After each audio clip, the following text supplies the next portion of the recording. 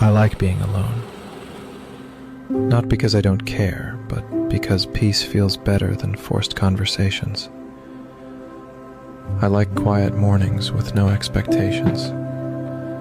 Long walks where I can hear my own thoughts. Moments that belong only to me. Once I feared silence. Now I crave it. Because when you stop needing others to fill the emptiness, you realize it was never emptiness at all. Just space, waiting to be understood. Solitude isn't loneliness, it's clarity. And in the quiet, I finally met the person I was always searching for.